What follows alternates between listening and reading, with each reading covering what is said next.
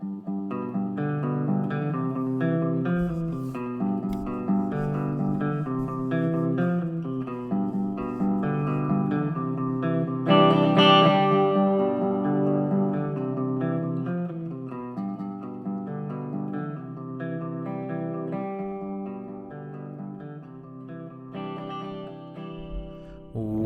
to the Movies of the Damn podcast. My name is Kyle Grant, and I'm sitting here with my friend and published horror author, John Hunt. If you enjoy what you hear here today, please subscribe to our YouTube channel, check out our Facebook page, and follow us on both Instagram and Twitter at Damn Movies. Email us any questions, comments, and suggestions to moviesofthedamned@gmail.com. For further details on John's published works, please visit his blog, johnhuntfiction.wordpress.com. Today, we'll be discussing Mark Duplass and Patrick Brice's 2017 found footage psychological horror, Creep 2. The movie opens as Joseph, now going by the name of Aaron, kills another victim, but not before revealing that he is doubting his purpose as a serial killer. Aaron then hires another videographer, Sarah, to spend the day recording him.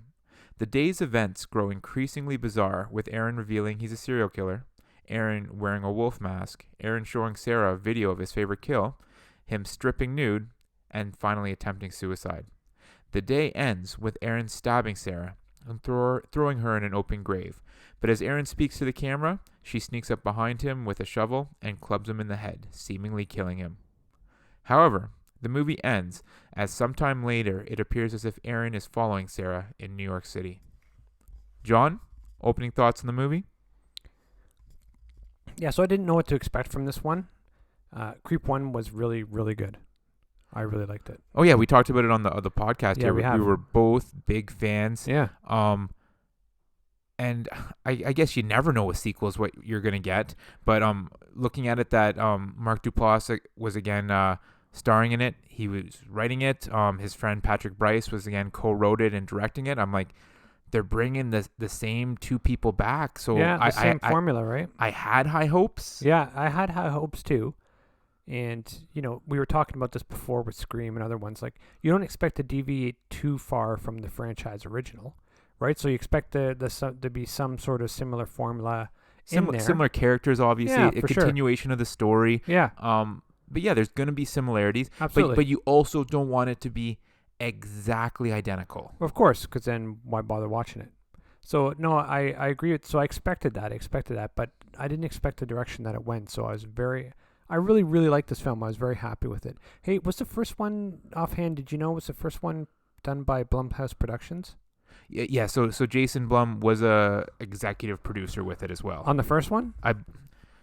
Now you're making me doubt myself, but I'm 99.9% sure, yeah. Sorry, because I don't remember that either, right? So when Blumhouse Productions came up, I was pretty happy. I was like smiling at the very beginning. I'm like, okay, well, this is pretty good. I'm already happy, right? Yeah, because as we talked about before, they seem to not get involved with projects or put their name behind garbage. Yeah, for the most part, I would agree with that, right? Yeah. Sometimes there's obviously movies you like better than others. Of course. Right? And there's ones that stand out and ones that, you think, okay, that could have been improved with this or whatever.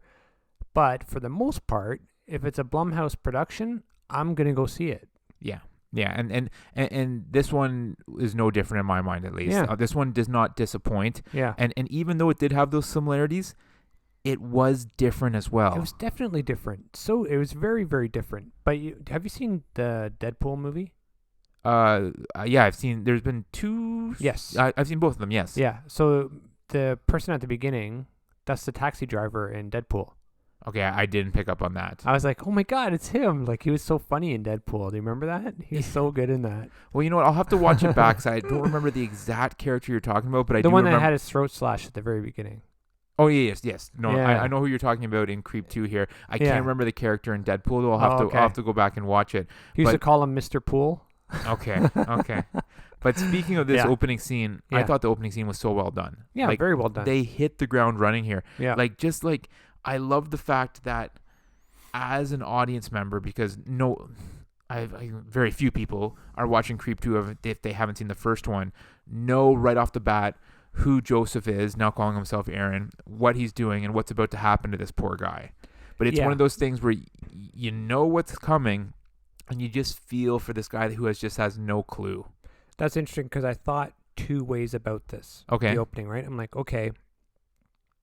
So they're carrying on with the way Aaron and seduces people and then ends up killing them. Yeah. Not really seducing them, but you know what I mean, befriending them. And then just messing with them. And then messing with them for a while and having a lot of fun with that and then killing them. So it was the same formula as the first one. And then, so they began the second movie with the same formula. And I was like, okay, I hope it's not the exact same formula, but that was a good opening scene.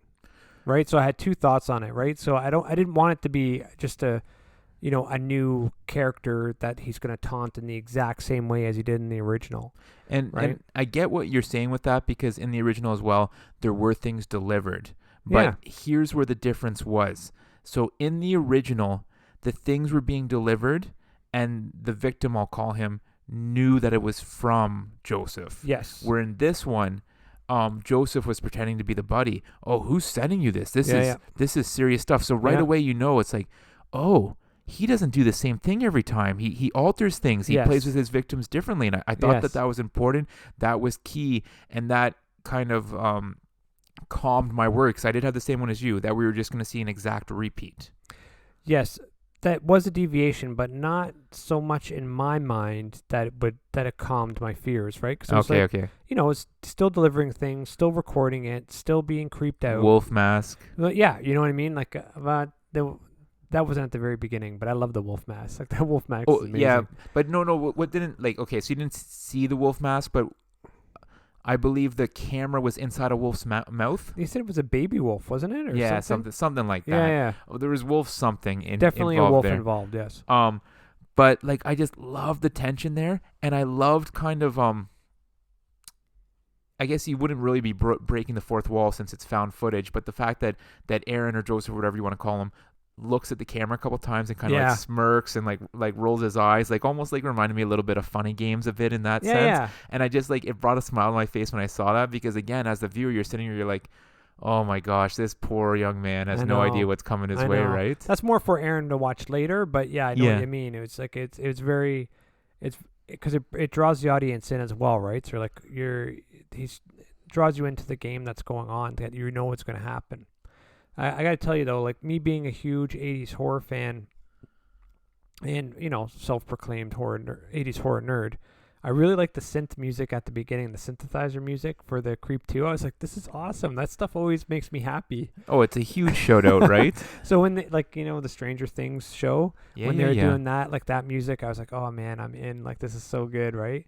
And I think Terrifier had some of that music going on as well. So I always buy in with that type of music. Oh, now correct me if I'm wrong. Wasn't there something, the Insidious title too? The Insidious title was amazing. Yeah. But that was more classical music, symphony banging orchestra. Yeah. Right? You're right. I was just I guess I was more referring to the graphic, but yeah. It was a giant graphics on the screen. Yeah. With the flames and the Insidious, but it was an orchestra sound to the back, just like a big boom crash, right? Very cool. Where this was like the synthesizer from the 80s, and just that whole feel to it was very 80s. Like, even the Creep 2 graphic was outlined in like it would look almost like fluorescent, like you'd see a sign on a bar. I really liked it. Awesome. No real reason to like it, but of course, there is a reason to like it, because it's aesthetics, like it reminded you of movies that you grew up with, that you loved. Yeah, so it was nostalgic, specific to people who love 80s horror, I would say. Yeah. For the nostalgia stuff, but other than that, it was still good aesthetic, I thought. Very cool. So then we kind of move on to the point where we find out what I want to call it the meat and potatoes of this movie is all about. And again, it has to do with Aaron hiring a videographer for the day. In this movie, it's a female, though. He hires this girl by the name of Sarah, who runs kind of her own vlog, her own video blog type thing. And she had a show on YouTube, right? Yeah, so like Encounters or something. Yeah, I called it a vlog, but I guess it's more of a show type of thing, a reality show. And we find out that it's failing, and she's going to make one final episode with Aaron here. But I thought that it was an interesting dynamic change with the fact that she was a female versus in the original that it was two males. Sure, I thought that was a good dynamic change as well, but I thought what was better was her actual character. And the fact that she was like really putting up a tough front. Tough front, but also she was there to manipulate Aaron. Yes, that's and right. Aaron was there to manipulate her. So they were both trying to out-manipulate each other, whereas in the first one, it wasn't that way at all. He just thought he was there filming Aaron for, he was dying, right? So he's filming this for his family. He had no idea, like, there's none of that involved. Like, she thought, this guy's interesting. I'm going to get him to be, this is going to be really good for me in my career. Yeah. So I'm going to get him to do things that would be even more interesting. And what a poker face she had. She had a great poker face. Like, right away he tells her that he's a serial killer. Yeah. And unfazed. Yeah. Right away he strips naked in front of her. Yeah. And then remember what her line was after that? Can I strip naked? Yeah, like or something like that. Is it my turn? Yeah, and he was let's like, get this Barry out of the way. he was flabbergasted by that, right? Because he was doing these things to grab control, to have power over her, to get that advantage, and she just wasn't taking it, right? And I think that really caught his eye almost. Well, I thought a really good, that definitely did. You're bang on there.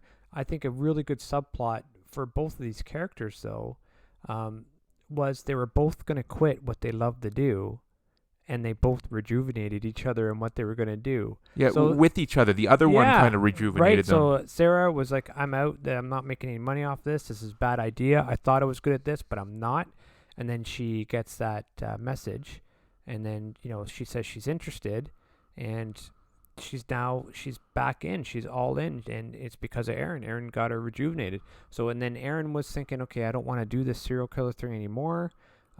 He's doubting himself. Yeah, it's not fun anymore. Which is such a great angle, right? Like a serial killer who's turning 40, I think was the thing, and he's having kind of a midlife crisis. Yeah. Like it's just such a unique thing, right? Yeah, but it was like on both of their ends, they were both having self-doubts, and they were both of their doubts and were erased by the other person. Yeah. And they were both also trying to manipulate each other. This was actually very, very well written and very well played out.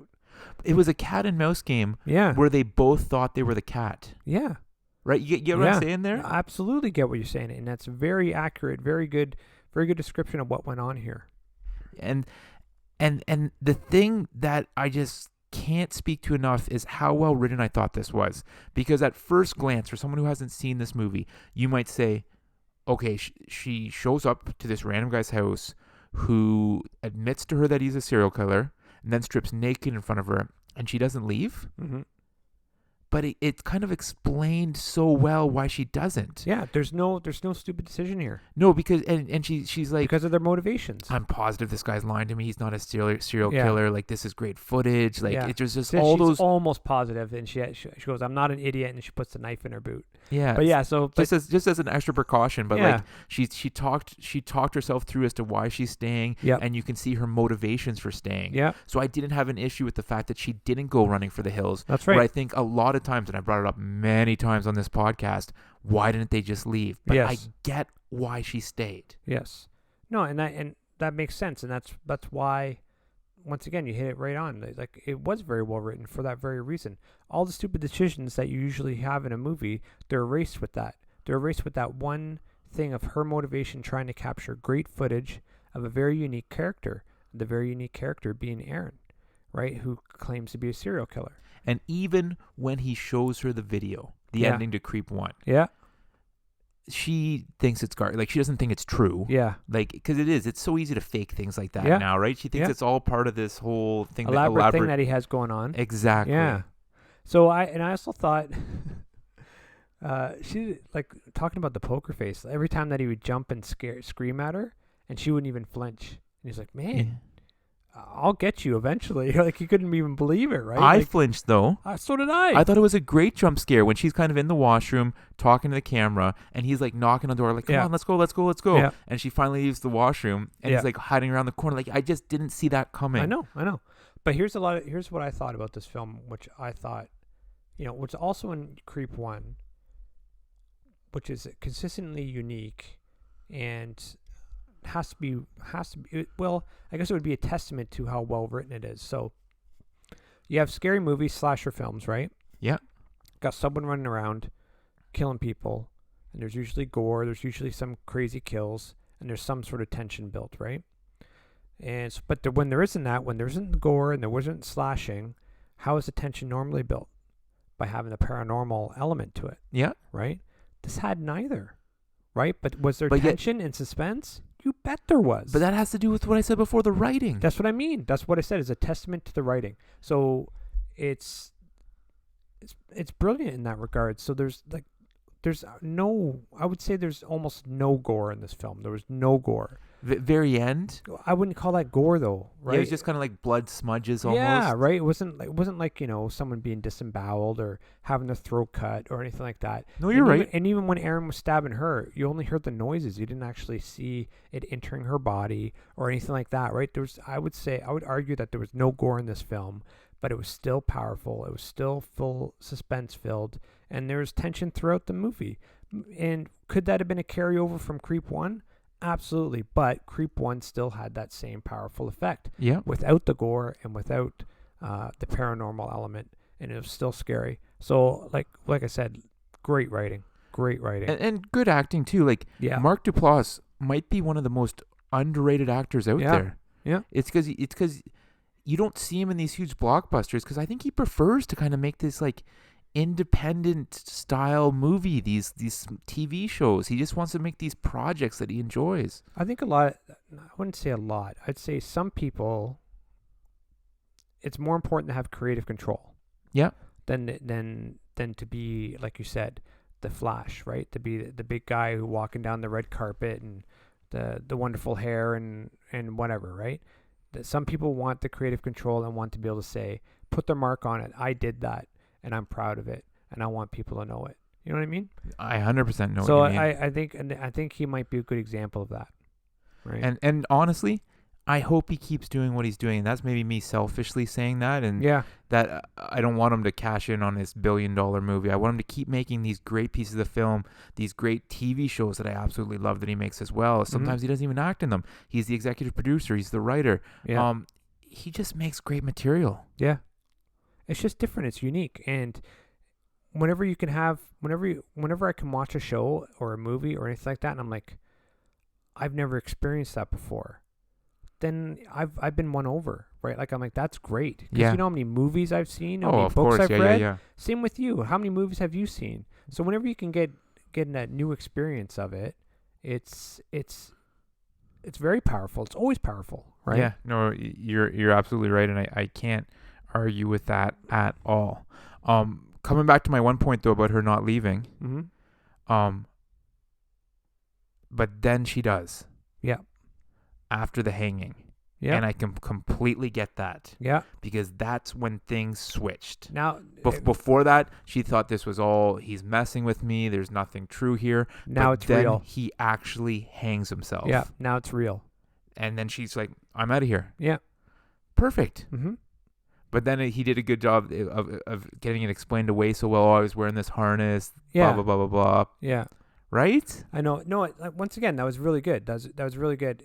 I did look at it and go like, that still wouldn't have been enough for me, but I can't be projecting. Like, you got to think about. Well, sorry, the fact that he hung himself wouldn't be enough to get you to leave? No, with him going, hey, look, I faked it. Oh, okay, Right? yeah. I'd be like, cool, I'm still out of here because Yeah, still, I don't like to hang out with people who pretend to hang themselves in front of me. that's just uncool, right? Yeah. So, but once again, they did her motivation so well of why this was important to her that I didn't have a problem with her staying. Yeah, no, completely. I do have a problem with once she gets away. It kind of runs into the forest and hides type of thing. Well, no, after she hits him with the shovel and then she's gone, and then you see the camera following her later on in New York, right? Yeah. Why didn't she involve anyone once she got away then? Yeah, you don't know really what happened. So that final sequence where she sneaks up behind him and bludgeons him with the shovel, so to speak. Yeah. And then some period of time later, You have no idea what period of time. somebody is following her in New York. Yeah. You never see Aaron. Yeah. You do hear that the whistling that Yeah. Aaron had, and I did notice too, she's wearing the locket. Yep. The one that he gave her, Yeah, which I yeah. thought that was actually a great piece of comedic relief when he's like, here's this locket. It doesn't have your picture in it. I didn't have time for that. But Yeah. We just met today. yeah. But I like, so what that does to me is that really just says is like, I am excited for Creep 3. Because I hope they talk about like what happened there. Why is she still wearing the locket? Who's following her? Did Aaron survive? Like I want these questions answered. Oh, for sure. I would say either way, it was Aaron following her. But even then, if it's not, let's say for argument's sake, it's not. Why didn't she involve anyone? I think that is tied hand in hand with the fact as to why she's still wearing the locket.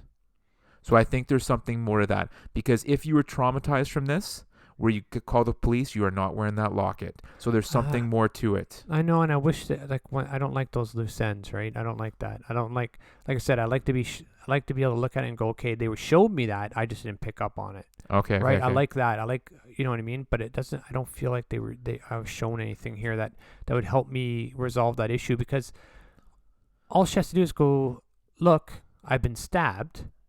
This is the man that stabbed me, and this is where he is. Well, there's obviously more to that, and maybe the reason why I didn't have as much of a problem as you, John, is in doing. I wouldn't call it a problem. I would just say we're talking about stupid decisions. Yeah. I think that's a stupid decision. Fair enough, right? And so maybe why I didn't consider it as a stupid decision is just the fact that in doing reading about this, as soon as they got greenlit to do Creep 2, the plan was for a trilogy. Yeah. So I think that there's almost, what do you call it, Easter eggs that have been laid throughout this movie, where it wasn't going to get resolved in 2 because it's going to come up in 3, so to speak. I agree, but so we were watching Insidious, right? Yes. And after the end of Insidious, did you know there was going to be a sequel? I was going to be real sad if there wasn't. Okay, was the movie set up to have a sequel? Yes. Right? So there was all those the groundwork was laid for that sequel, right? Yeah. You can't say that about this one. I disagree with you. I believe that this movie was made knowing that it was going to be a trilogy, and that's what it's been said in the reading that I've done. That's cool that you saw it in the reading and everything like that, and I'm not going to argue with that. I would say that's fine. But what in the movie showed you that these things that we're talking about will be resolved? Nothing until the final scene. That's all I'm saying, right? The final scene, the final scene is super ambiguous. Yeah. Right? And that leads me to be like, there's going to be a third one for sure. Well, there's going to be a third one for sure because you've read about it. All I'm saying is that they need to show you, for me anyways, they need to show me that unresolved issues are either going to be resolved in a sequel or I missed something that resolved that issue at the time. Okay, so you didn't think that it was spelled out enough. Well, every movie should be a standalone, right? Complete in and of itself.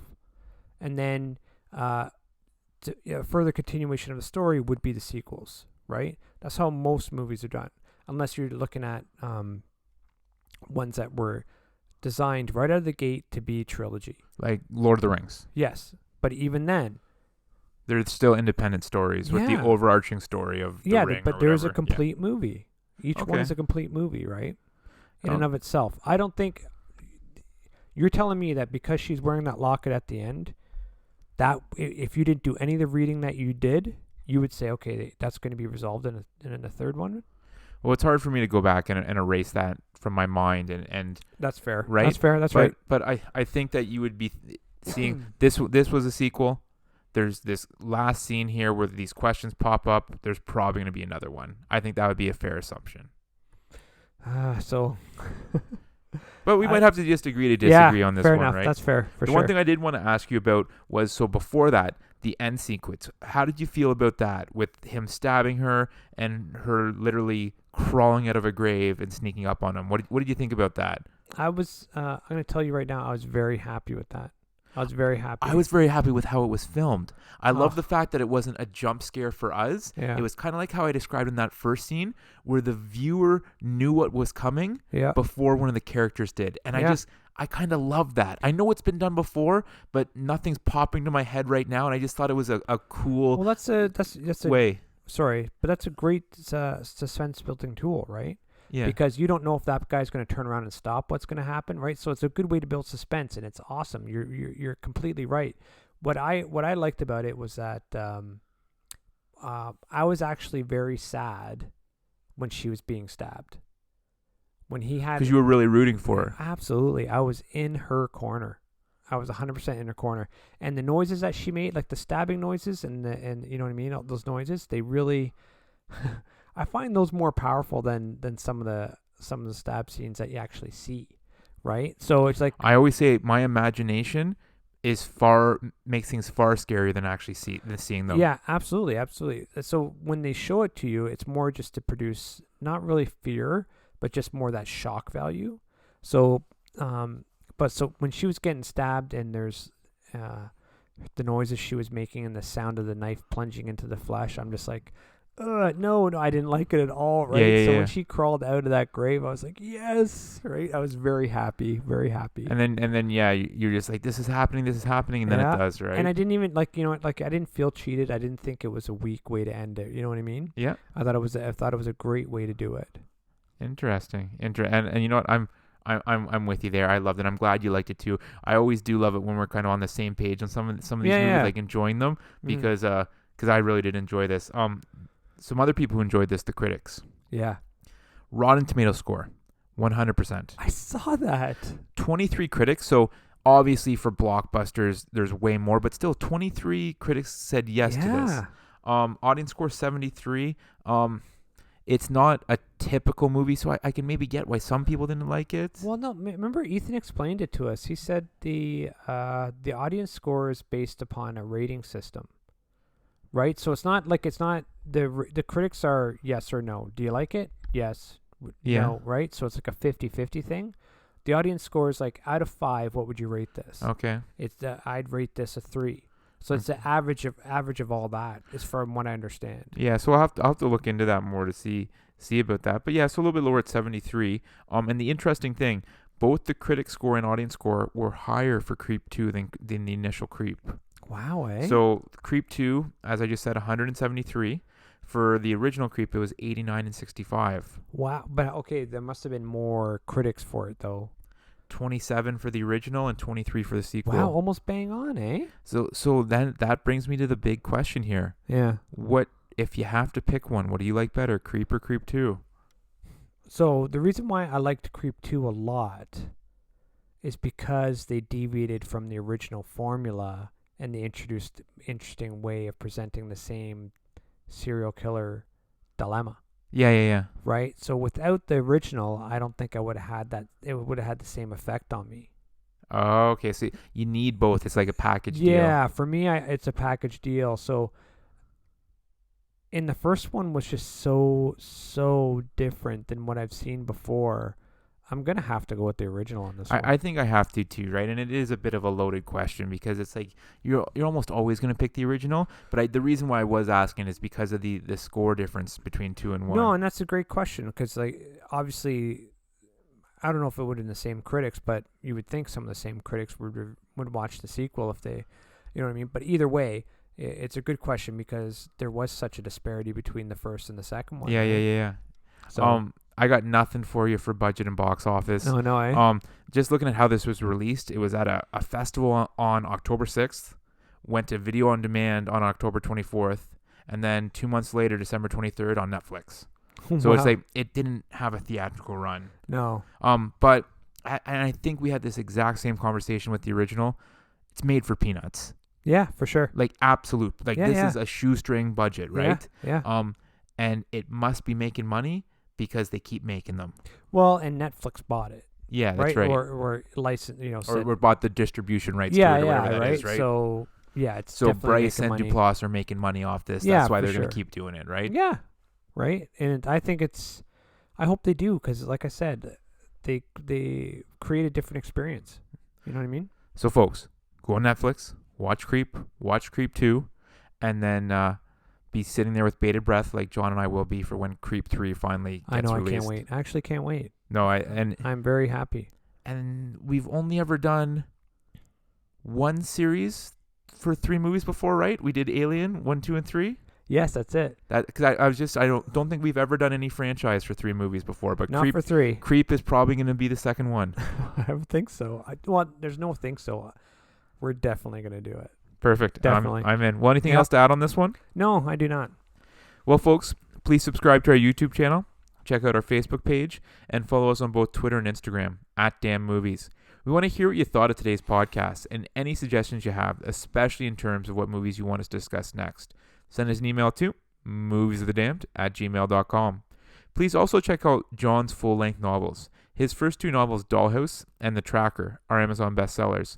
You can also order his novella Balance, his book of short stories, 4 Shots of Horror, and his newest novel, Off the Grid, on Amazon right now. For further details on John's other published works, please visit his blog, johnhuntfiction.wordpress.com. Thanks for listening, and we'll see you next time. Hey, everyone. Thanks again for listening. Have a great week. Be kind to everyone.